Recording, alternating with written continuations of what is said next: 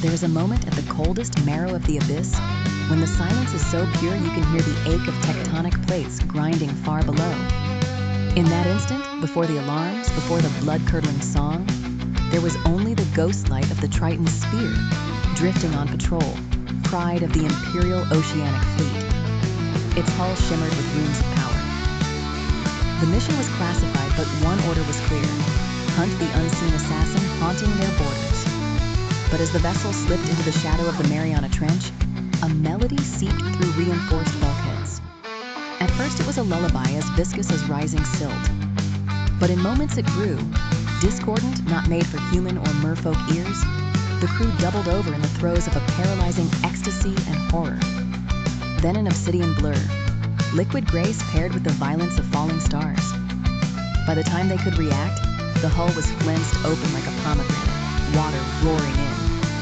The last vision frozen on a sensor, a slender silhouette, eyes colder than crushed sapphire, hair streaming like deep-water kelp, and a tail bristling with hungry barbs. After that, the silence returned. A silence haunted where only shattered metal and drifting ice-cold bodies signaled the passage of the Barbed Siren. Far above, in the heart of Elysia, the Imperial Spymaster watched the latest footage cast onto a strand of glowing ink. Beneath the gleaming coral domes and volcanic torches, a war room bristled with tension. But for once, nobles and soldiers alike knew dread. "She's sending a message," said the High Admiral, voice shaking. "One kill per moon, each more brazen. She wants us to bleed from 1,000 cuts before she comes for the heart." But why? The question hung unanswered, heavier than the ocean above their heads. Rumors bloomed beneath the coral towers. Some whispered in the bioluminescent markets that the Siren was Silurian, a relic survivor, knitting ancient vendettas into new wounds. Others, huddled in algorithmic backcurrents, spoke of Project Chimera, the Empire's own monster, a misbegotten experiment, clawing her way back from abandonment and pain. All agreed. The Siren chose judgment, and the Empire's hands were anything but clean. 6 months prior, on the Star of Elysia, dignitaries toasted peace under sapphire chandeliers. The ship vanished within a night.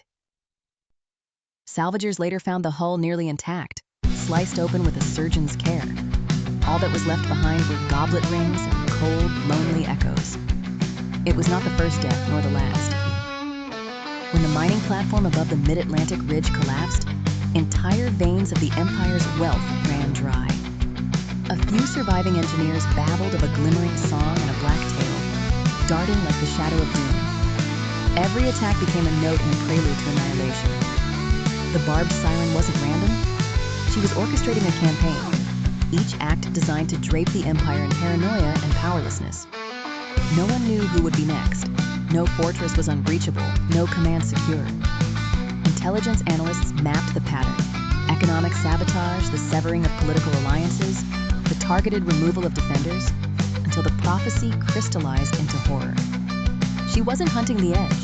Her jaws were closing around the core set for the coming imperial coronation, the one night when every power broker, admiral, and noble would gather in brittle hope.